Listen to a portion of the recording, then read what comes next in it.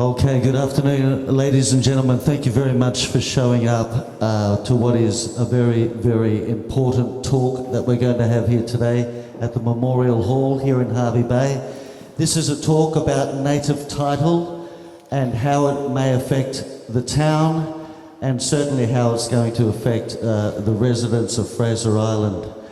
I am Quinn Hendry, your candidate for Hervey Bay for the One Nation Party in the upcoming 2024 state election, and I'm here to be a big loud voice to say no. We've already had a referendum where we said no, yet it seems that our local council and our state government are still very much pushing forward with the path to treaty, the agenda that we all voted against. So I've got a couple of people here to speak with you that know a little bit more about the situation. To my right, I have Scott Bell from the Happy Valley Community Association. He's got property on Fraser Island and he's going to speak for the residents of Fraser Island.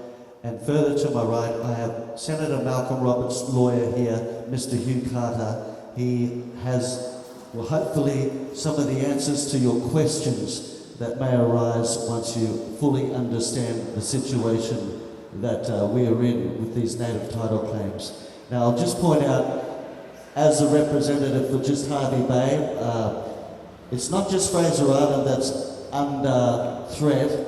You've seen James Ashby is fighting very, very hard for the native title claims that's happening on Great Keppel Island. And you can bet it won't stop here. We have lots of islands off the Queensland coast, Bribie, Stratty, Moreton, Macleay, Land, and that's just going south. What about the Whitsundays? So if they succeed on one island, they'll try for another and another and another. This will affect the future tourism of the whole state of Queensland. So that's why it's such a very, very important topic, and I'm glad you've all taken an interest in showing up here today. I'll pass the mic over to Hugh Carter, who will explain the situation a little bit more.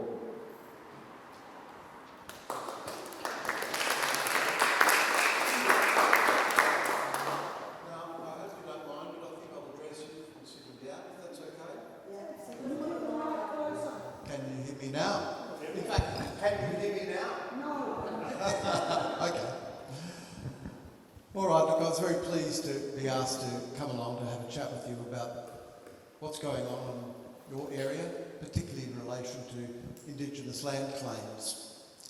I'm going to talk about a couple of things initially, and I'd certainly be very open to answering any of your questions as best I can, perhaps after we've all finished addressing you directly. Native title, it's something that most people have heard of but don't have a really strong understanding about. And that applies to a lot of lawyers as well, I might add. And the Aboriginal Land Act, which is critical in relation to what is happening in your area today, is something that many people have almost no idea about and confuse it with native title. I'd like to just speak a little bit historically, first of all, and I'm going to start off by talking about the Mabo case, which a lot of people have heard about. A lot of things have been said about it, some of it very wrong, and put things straight and put the record straight in relation to that. Eddie Mabo was a resident of Murray Island, up in the Torres Strait. And Eddie Mabo, representing his community, made a claim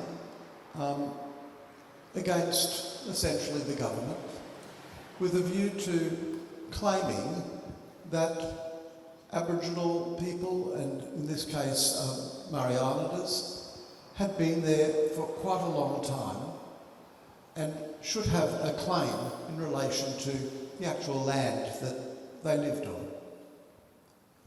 This wasn't that unusual, but it was challenging some of the law that had been applied or considered before that time. The decision was made ultimately by the High Court in 1992. That's when the decision was handed down. But first let me tell you a little bit about the background law that applies to that. It goes right back to 1788, when the English arrived down south, made a claim that this country, Australia, sometimes called Australis and a few other weird names, but that this country was claimed in the name of King George III. They went through a process that was essentially claiming that this land from that point on was going to be considered part of the British Empire. Now, that's not something that was done lightly. And the law, the international law that applied way back then, in many ways still applies now.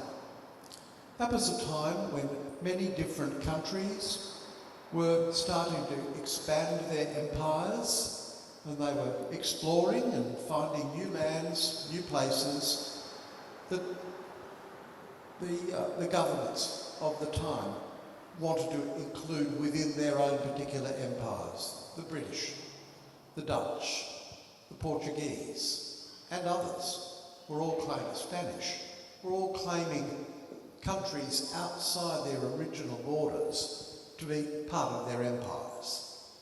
But it wasn't something that could be just done any old way. There were in fact laws that applied, international laws, that said how you go about doing it, what do you do in relation to recognising any systems of law or land ownership that may or may not have existed when they arrived.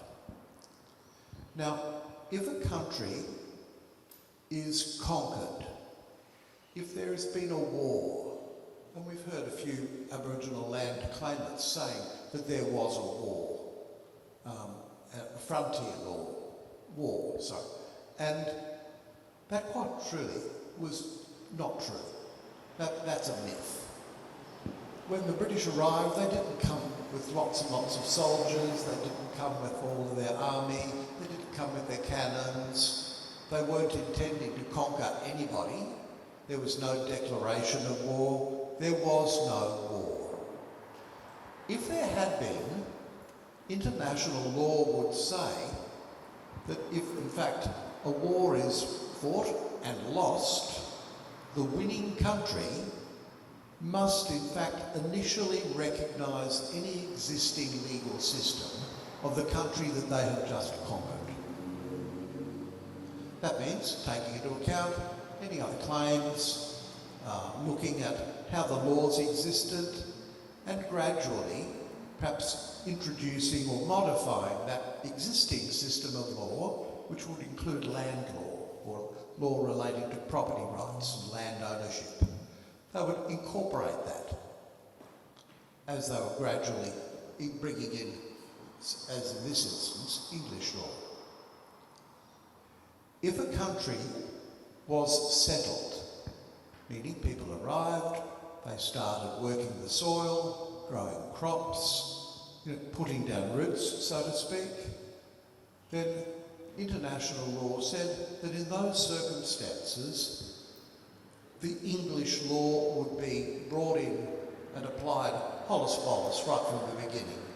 So any law that existed in England would also then become the law of the country that was settled. The question then was, historically, was Australia settled or was it conquered?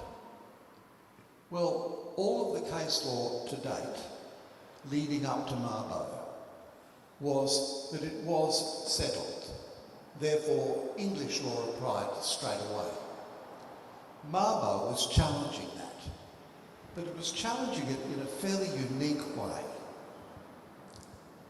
The Torres Strait Islanders are in fact ethnically a different group from the mainland Aboriginal people.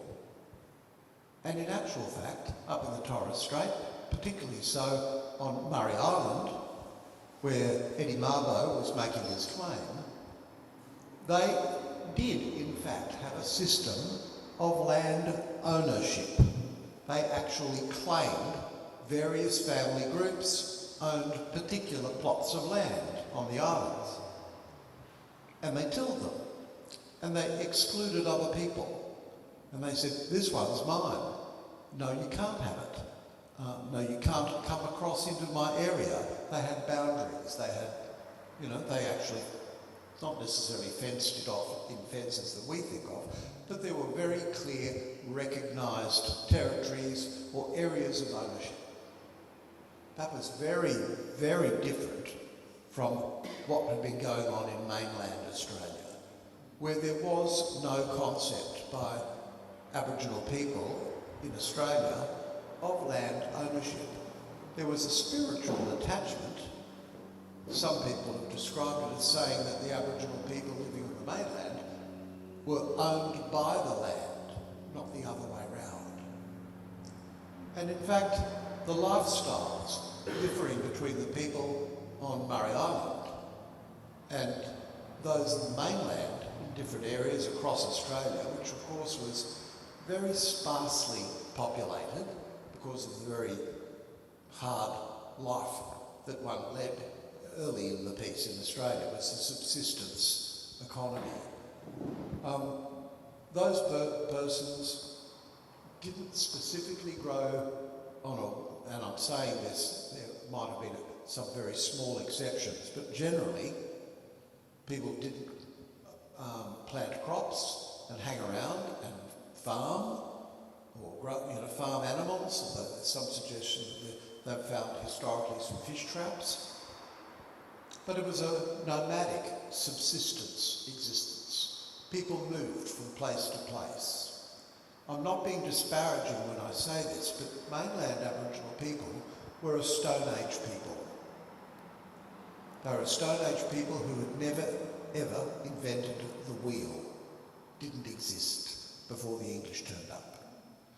There were issues in relation to the knowledge of how to start fires, because fires historically were carried from a camping place to camping place, and somebody within that tribal group, and they weren't very big ones either in terms of numbers, had the responsibility of keeping the fires going and taking it to the next place. How did they get fire? Mostly from things like lightning strikes and wildfire, and kept and maintained. But the concept of rubbing sticks together, or some of the other historic early forms of using a bow to actually turn a rod that was pressed down into a piece of softer wood to generate friction to get a fire that way, that was not known in early Australian Aboriginal history. And the very fact that Australian Aboriginals had not invented the bow and arrow.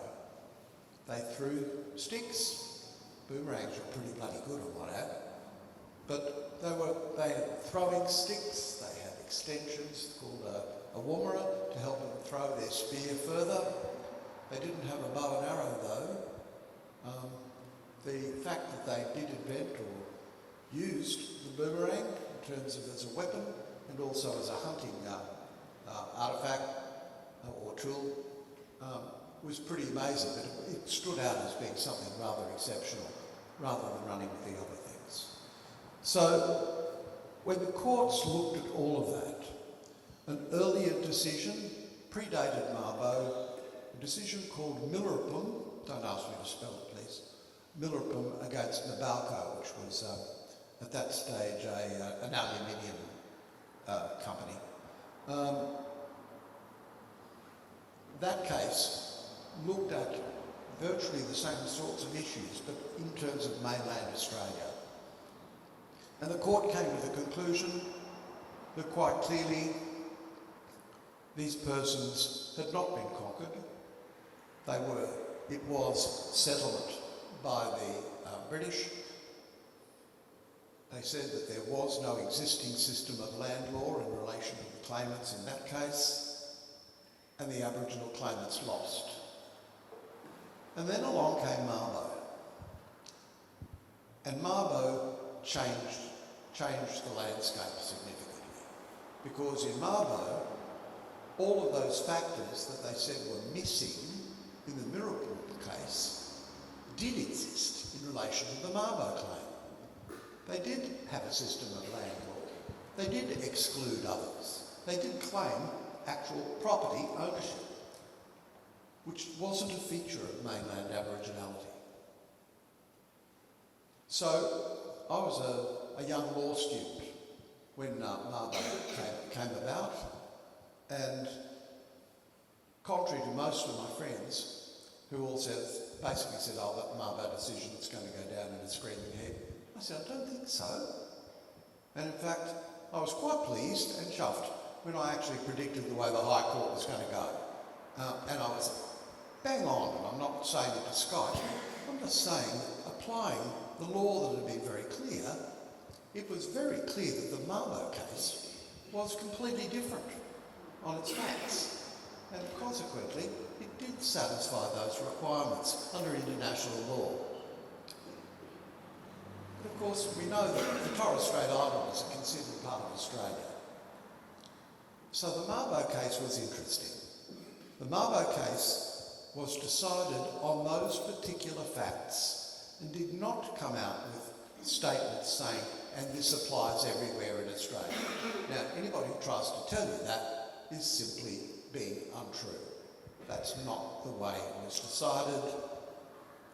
One of the things that I've been reading about lately was a concept of terra nullius. Now, it's a Latin phrase, and supposedly it's one of the fundamental reasons that Mabo case is so important. And it's sometimes quoted saying that Mabo said that terra nullius, and that's a concept that says you've come to a country where there is no law, or people who actually have a completely advanced system of law. And terra nullius, if you actually, some commentators, and I've lost count of the numbers I read, that said after Mabo there was no such concept anymore of terra nullius, and that's not true. I challenge anybody in the room, if they want to read it, because the Mabo decision is actually a bit lengthy. It doesn't say that anywhere. Not once. It is not said what I just said. They did not wipe out terra nullius. So terra nullius is a concept that still exists. However, there is a big however. Not long after Mabo was decided came the Native Title Act, which is a Commonwealth piece of legislation. And the Commonwealth piece of legislation, the Native Title Act, basically changed the rules. It now said essentially that what had been decided in Mabo was now going to be part of the law of Australia by legislation, and it should apply across the whole of the Australian continent. Now that's a quantum leap. Big shift. Mabo was decided on its individual specific facts. The Native Title Act, which I might add is absolutely littered with references to various edicts, policies and declarations of the United Nations, changed the rules because it said that now a concept of native title, inherent ownership, should now apply across the whole of Australia.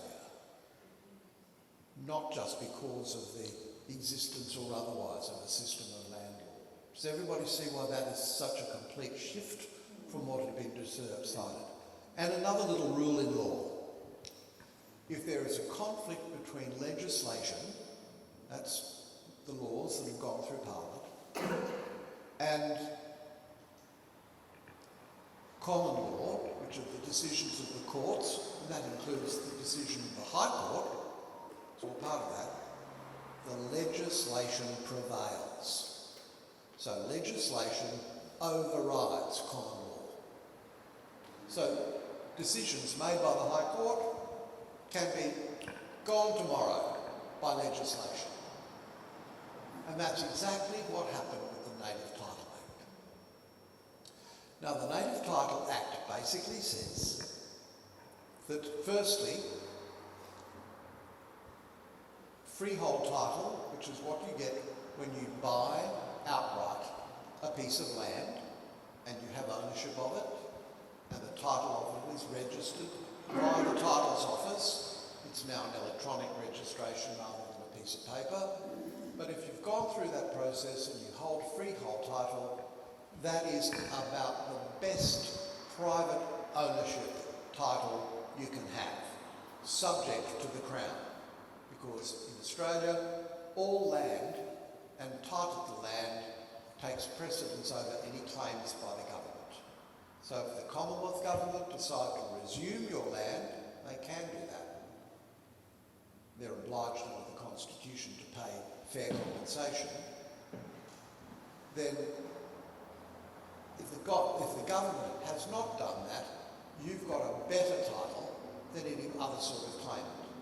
Now, a better title means a better title than, say, somebody who's got a lease, or a long-term pastoral lease, or a long-term grazing lease, or a long-term mining lease, or simply a private commercial lease, a shop, something like that. Freehold beats that.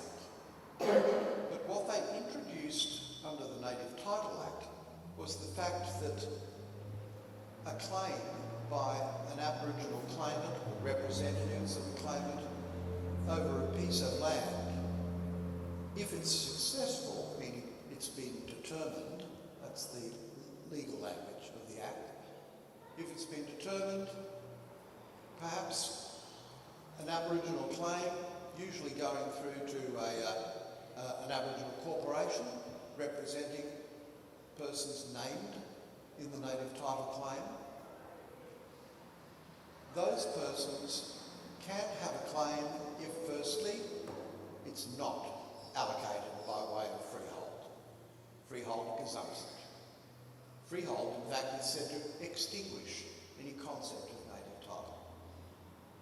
But if it hasn't been extinguished, and the issuing of a lease does not extinguish it, we had a decision in the High Court called the Wick case, W-I-K, and the Wick case determined that if in fact there is a native title claim and it's competing with a leasehold, then the leasehold takes some level of priority.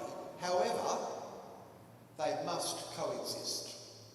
So if somebody has a 99-year pastoral lease and there is a successful determination by an Aboriginal group or claimants, then those Aboriginal claimants can, and if it would be what's called a non-exclusive claim of native title, which means that you can't exclude others, but you would be entitled to access the land for traditional uses, hunting, fishing, camping, spiritual ceremonies or cultural ceremonies, those sorts of actions or activities that the leaseholder cannot stop the Aboriginal claimants from entering the land and doing those things.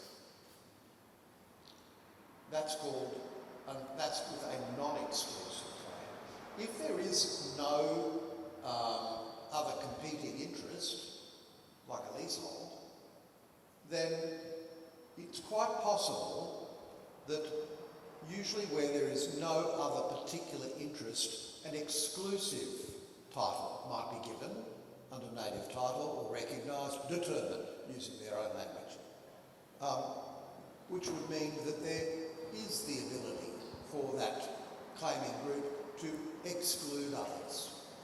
Now, those exclusive claims under native title are fairly rare, and they're usually in the middle of nowhere.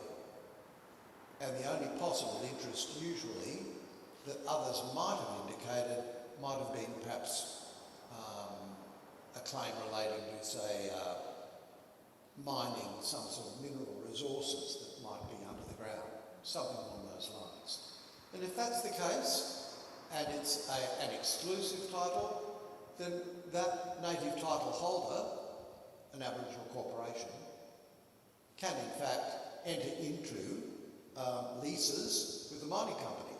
And in fact, then an income stream by way of royalties may then flow to that group, and of course it should flow to the benefit of those claimants and their families. I can assure you that is an area that is absolutely fraught with problems right now, and lots and lots of internal fighting and legal fighting in the courts, mostly between Indigenous groups, where they say there's somebody on the claim who shouldn't be there, or somebody who should not be there is on the claim. And those sorts of fights are happening through the courts right now across Australia.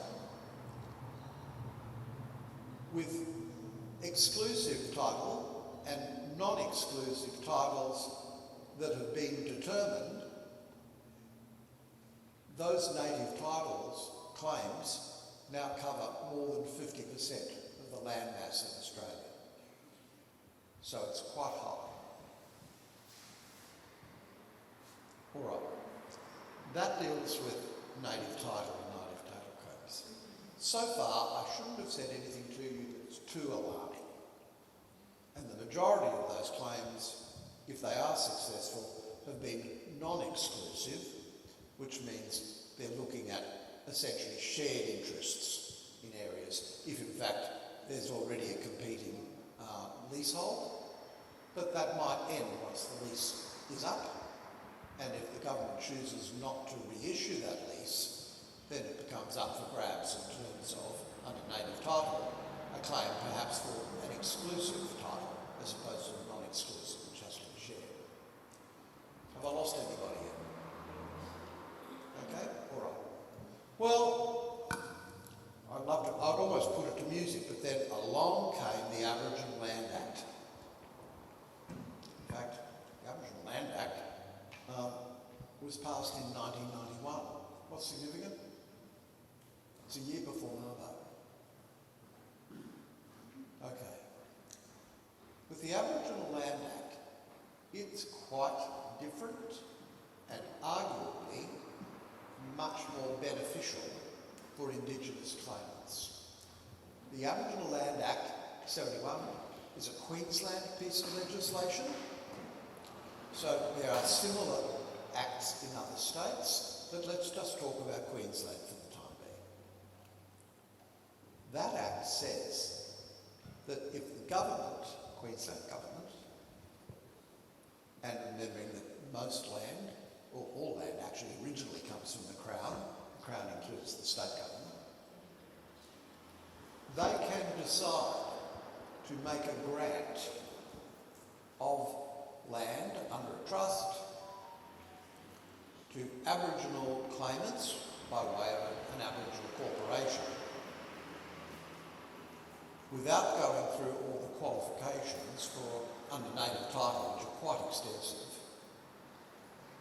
And they can do that and grant what is called inalienable freehold. Now, inalienable means you can't sell it or mortgage it, but nothing to do with sharing.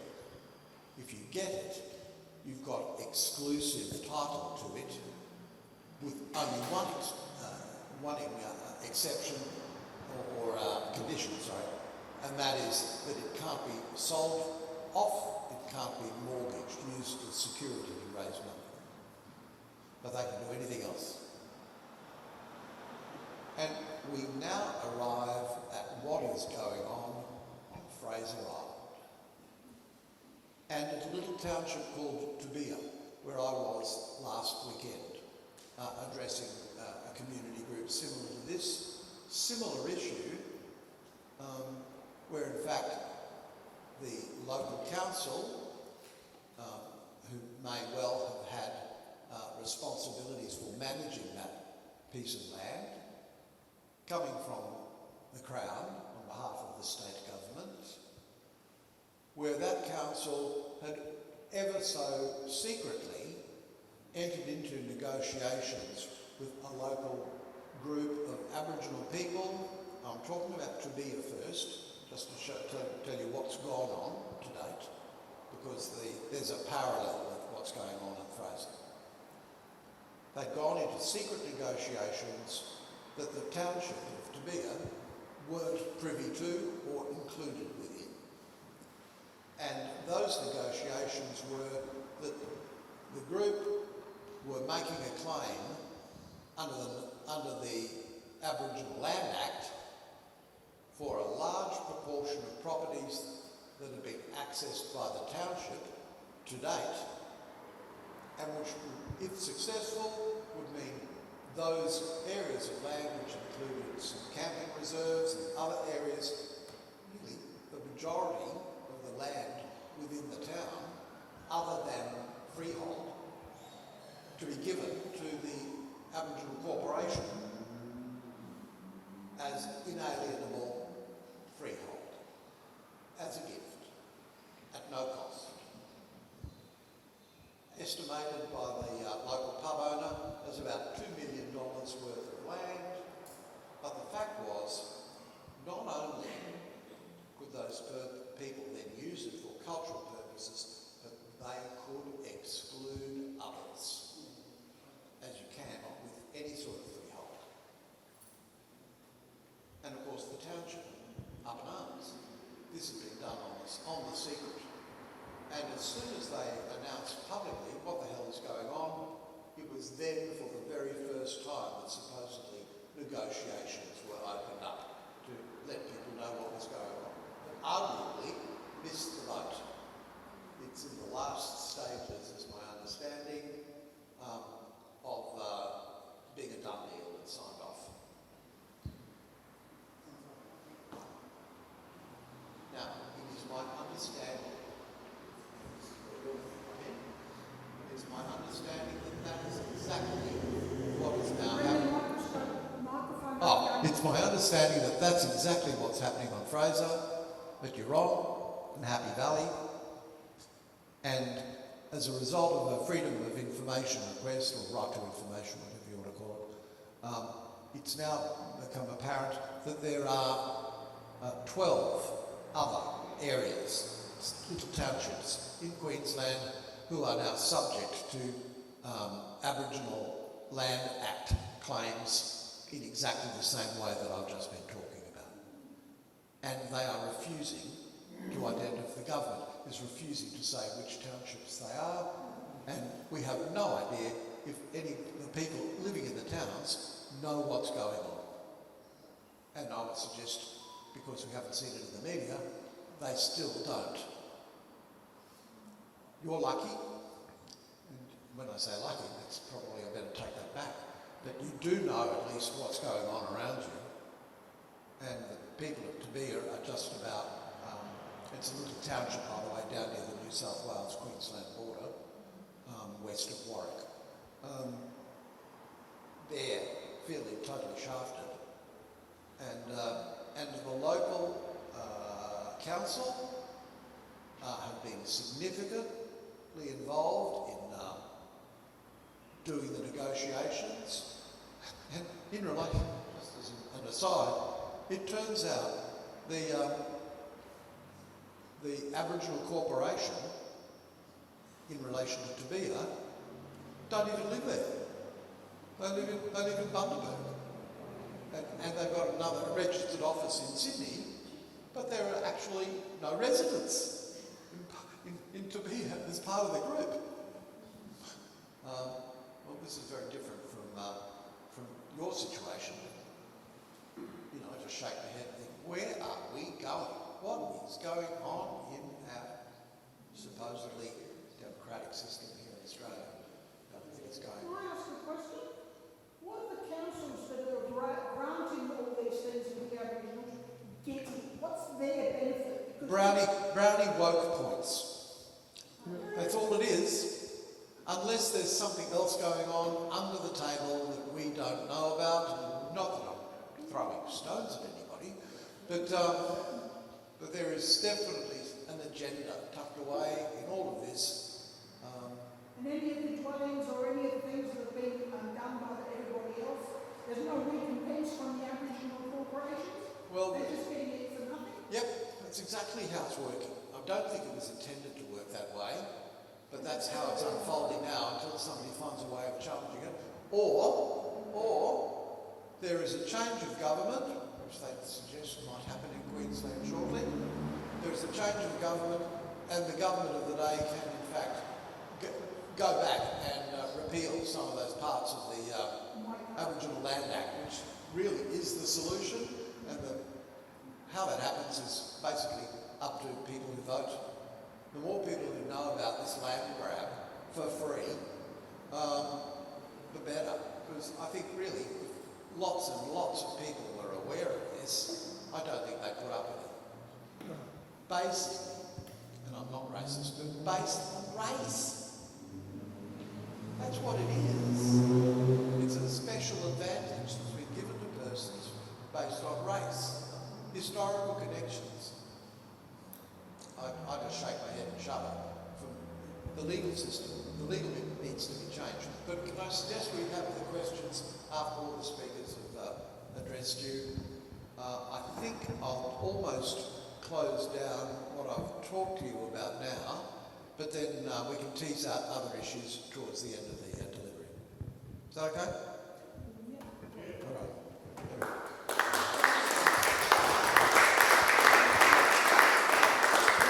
Thank you, Hugh. Now, Scott Bell's going to actually address the situation that's happening on Fraser Island. Yeah, thanks, Quinn, and thanks, Hugh. You can hear me all right out there? Right. Yeah, Hugh, it's, the things that concern us is A, the secrecy, some of the bullying and intimidation that's going on, not only of us, but also people within their own department, bullying of the councils, even other government agencies. And the whole thing is shrouded in secrecy. And it was by sheer fluke on the 23rd of November 2019 that I saw some people walking around our town. And I wandered up to a bloke who looked like a government guy, and I said, "What's going on?" And he said, "Oh, we're just showing around a bunch of people to see what land they might like here." And I shook my head. I said, "But this is a town reserve." And I'm not sure whether you understand, but a town reserve extinguishes native title. There still remains the non-extinguishment principle underneath it, but a town reserve extinguishes native title. And this guy was pretty good to me actually, and he started to open up and he said, what we've discovered is that we can't find a government gazette for the gazettal of the town reserve. Therefore, this land is now unallocated state land. And unallocated state land is available for claim by the local Indigenous people under the Aboriginal Land Act. This absolutely floored us. Just before I go any further, how many people here have been to the island, the Fraser Island? Okay. How many people have got a four-wheel drive? Okay, so you're probably quite interested in access to the island and things that are going on the island.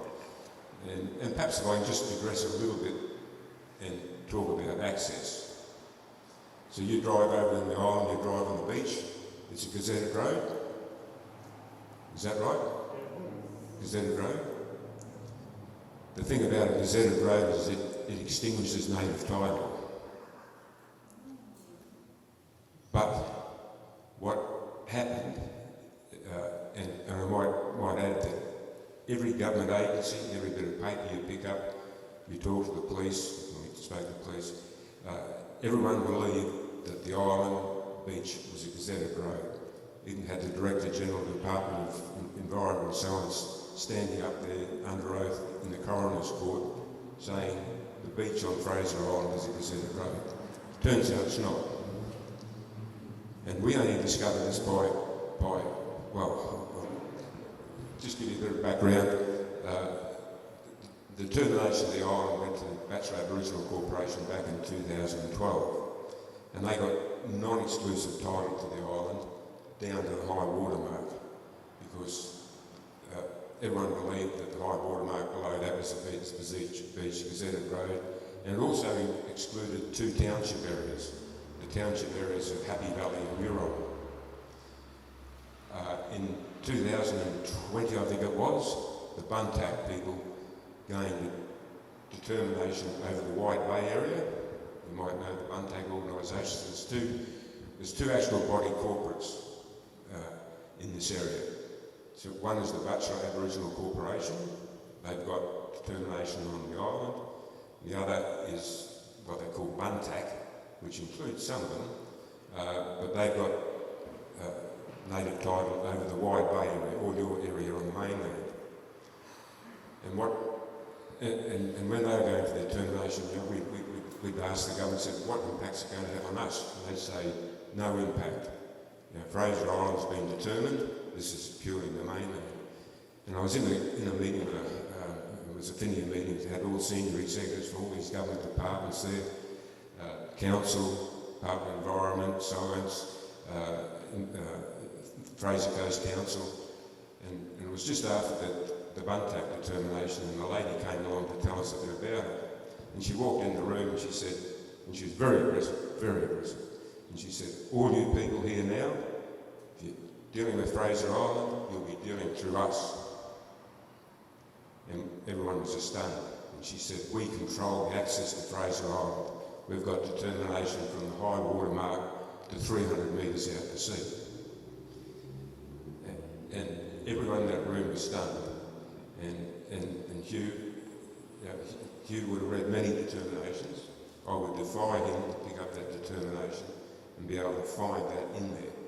They hid it away. The Bachelor Aboriginal Corporation knew nothing about it. Council knew nothing about it. So we've got two Aboriginal groups here who fight like cats and dogs. They hate one another, and there's going to be a big blow up at some stage, because someone will want to start collecting fees for people that travel over to the island. So who gets it? The people who control the beach, who control the access, or people on the main part of the island? It was non-exclusive. That's not quite the way they see it. Not quite the way they see it. It will be. But the blue between them could affect you and me in terms of getting onto the island. Anyway, just going back to Happy Valley. What happened? Fraser Island was originally a state forest. It was called State Forest Number 3. The whole of the island was controlled by a forestry department. Then people from the mainland, probably from your area here, started going over the island, having holidays. There was no barges back in those days, it was pretty hard to get there, but they were building shacks up and down the beach, and some people started to approach the forest department to try and get leases and this sort of thing. The forest department said, hey, this is not our game, we're in the timber industry. So the government decided to clean up the beach, get rid of all these shacks, and create 2 township areas, and they created the township of Huron.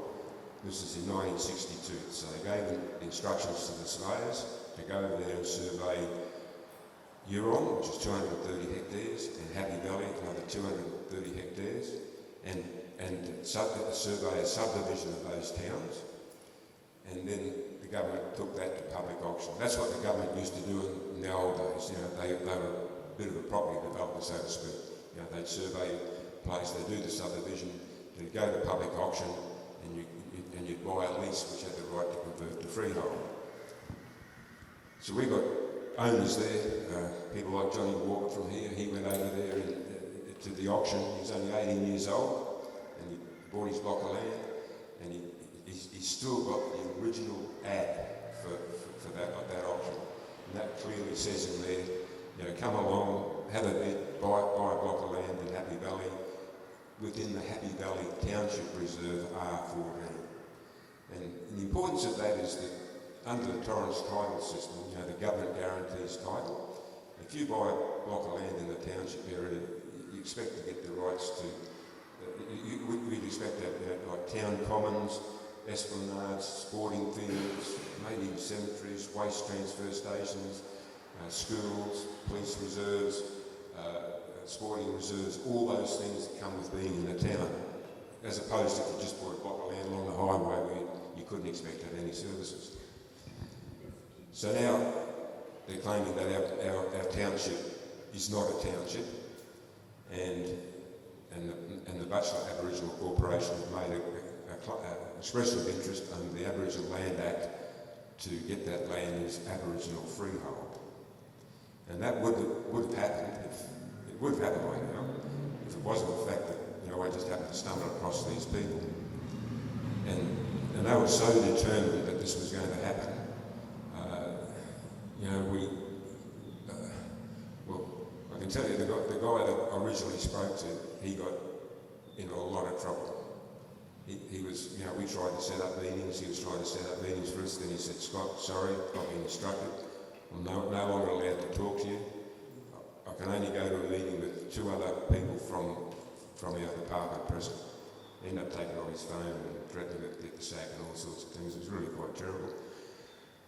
And they would have forced through this approval to convert this land under Aboriginal freehold. It wasn't the fact that we ended up rolling up to a meeting with our solicitors and barristers, and our barrister was able to draw out that they hadn't actually followed the correct procedures under the Land Act. They've got to go through a process under the Land Act where they must consult with councils and, in theory, with the communities. And they hadn't done that to them, and they hadn't done that with us. And we were able to get the process stopped, but it took the skill of the barrister to be able to draw out the fact that they had not done this correctly. So we're not very popular. And we're boxing on. They've changed the Land Act on us back in April, which was really annoying. They've effectively tried to take away the process of what they call the most appropriate land use. And that's a process where they're supposed to engage with the community and all the stakeholders. And I'd probably defend the Fraser Coast Council a bit. You know, they've been pretty supportive of us, but they're under a lot of constraints for cost pressures. They're on a lot of pushback from the state government trying to push costs down on them, and they're worried about incurring additional costs over there. So we actually went through a very professional approach, where we actually prepared a town plan. And that's the document there. So we went through a huge survey process where every stakeholder was involved. Every single person who owns a block of land over there contributed to this, and we came up with a town plan. And we said to the council, you know, this is what the town of Happy Valley wants you to adopt. And full marks to the council, you know, in the final stakeholders meeting, we had 12 people from the council here. You know, from the mayor, CEO, all the executive directors, they engaged with us. We took that to a council meeting. It was endorsed. The mayor actually sent a letter off to the minister saying, you know, you guys should listen to what's been put up here. It is supposed to be being taken forward into the council's planning scheme, but the government called an urgent meeting on us back in June, and at that meeting they said, well, clearly I think they've been under pressure to get a decision made before they go into caretaker mode. And they said to us, we've done our economic evaluation and this is it. So we're handing all the land over, some reserves within the dingo fence. They said, we're going to make the Butcher the trustee of this. You're going to lose your esplanade, the whole box and dice. So we've had to hit them with a pretty serious legal letter, and we're at the process at the moment of taking the government to court. well, sorry, we're not taking the government to court. We're going to the court to get what's called declaratory relief, because we believe that our township was actually properly promulgated under the Land Act of 1962. It's a little bit technical, but it was all about the timing and there's deeming provisions in the Land Act 1962 whereby our township reserve should have been properly created, and that would have extinguished native title rights. But that puts the government in a very embarrassing position, because there was another very important High Court decision due, the Timber Creek decision, that came out in 2020, which set the compensation that can be paid to native title claimants. So the Bachelor, as soon as that came out, they worked a massive compensation claim on the government, and the government said, let's settle this out of court. And we know that what they said to the Bachelor was, don't worry guys, we'll give you freehold title to these 2 township areas and some other blocks on the island as an offset to the compensation. So we're, I think someone in government may have made a decision to give away stuff that perhaps they weren't necessarily entitled to give away. But governments can do what they want to do, and it's very hard for a community to actually stand up there and take on the government, and that's what we're sort of doing. Hopefully some common sense will come about from all this year. There is an election coming. Yes. Try to get rid of them. Get rid of the past.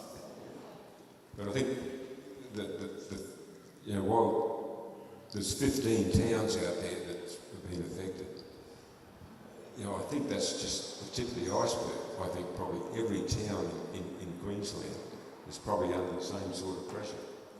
And councils don't have the resources to take the government on. I mean, you look at Redland Shire Council, they've got claims on 3,500 parcels of land.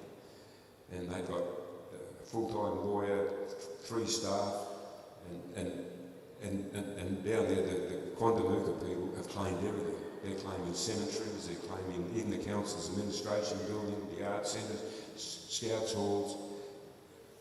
What they're going to do with this, I don't know. Well, they're going to do with the cemetery, but they're claiming boat harbours, boat ramps, and the poor Redland Shire Council people are just shaking their heads.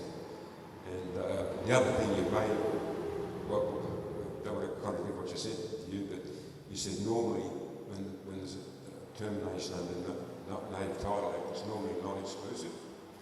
Now, I don't know whether you're aware, but this Buntak decision for your area here was not all non-exclusive.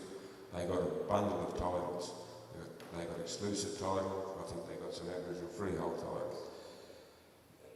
And here I am very critical of the council, because they were responding to that, and they let this go through. And that's what created the problem up at Burham Heads, where there's that Esplanade area where the council had all their facilities on it, programs, everyone went through it. They allowed that to go to exclusive title. And anyone from Poona here? Okay, Poona is one of those towns which was privately developed, but they had to give away all their Esplanade area on the beachfront, probably as part of that development proposal. So they've got an Esplanade, the council's got toilet blocks, playgrounds, boat ramps, and this is very important for the people of Poona. The Buntak people got exclusive title to that. No one knew about it. I was the one that sort of found that. I said to them, hey, you realise you guys lost access to the beach? You've got this exclusive title all the way around. The council was unaware of it. Things are done in a... Well, surely the township people, they should have had the opportunity to make some comment or some input into that process that went down there, and they didn't. And communities need to have some sort of input into these sort of processes that are going on here.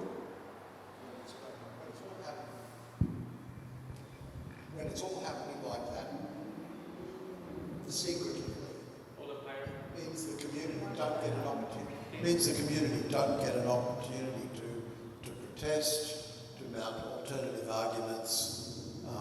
It turns into a nightmare.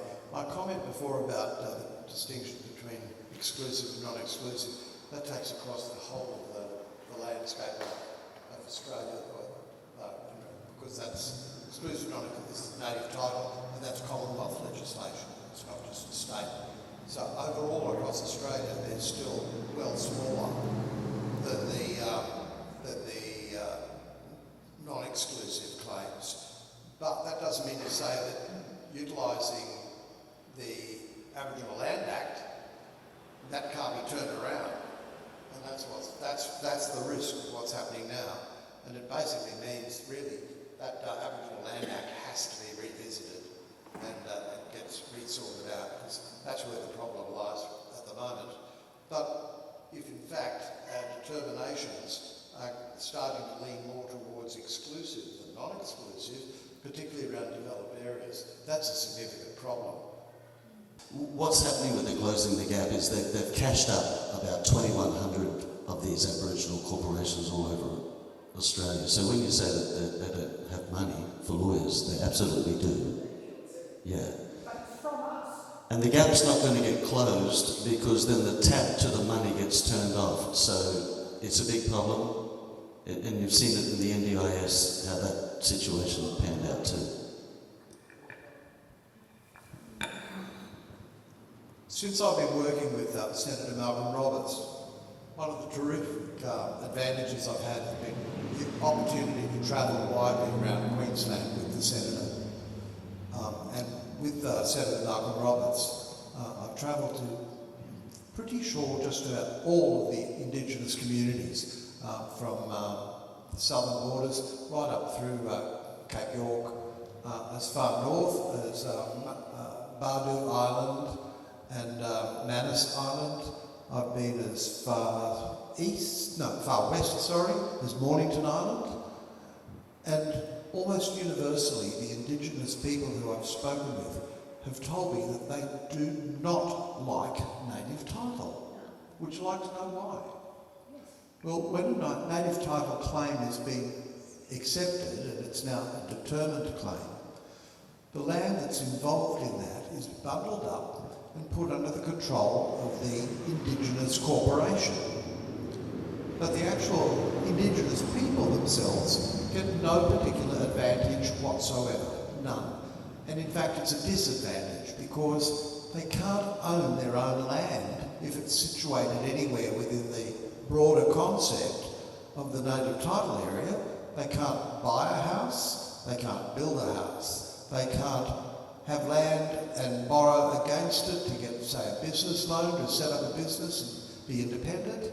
It in actual fact has contributed to the loss of independence of all those people living within the land that's incorporated within the claim. And it's plain as the nose on your face that native title is an illusion of benefit. Anybody who thinks it's a terrific win or now we've got our own land stuff, those persons saying those things are deluded. Because it's simply not true. And many of the Indigenous people involved in that are awake to that and hate it. And talking to Aboriginal Price, from the Nationals, she'll certainly tell you what she thinks about native title, and certainly she's representative of a huge number of views within the Aboriginal communities. Certainly hasn't benefited anybody in the Northern Territory or North Queensland or the islands, perhaps with the exception of Murray Island, where it's worked out very well indeed. The other thing, One Nation has a policy where we want local government transparency. So every dollar that your government spends is tracked in real time. If you have a look around the room, we have some policy booklets, but this is a One Nation policy, so we can have complete transparency and government accountability with your money and where it goes. One Nation understands if you're a small business owner and you gave one of your workers $200 to go and buy some supplies, they came back with a receipt for $30 and you don't know where the other $170 went, you would probably sack that employer. This is how we should treat the government that doesn't tell you where the money is going. One Nation will have complete transparency and we'll set up a real-time tracking of where government spending is going so it can all. So thank you all for coming. That's answered a lot of my questions. I'll certainly be able to campaign into the future with the knowledge that I've learned today. I want to personally thank Hugh for flying out this morning. And Scott has made himself available to you. You've been on holidays, haven't you, around the country, and he's come here especially for this today. Give yourselves a clap. Thank you very much. My name's Quinn, Hendry. Vote One Nation 2024.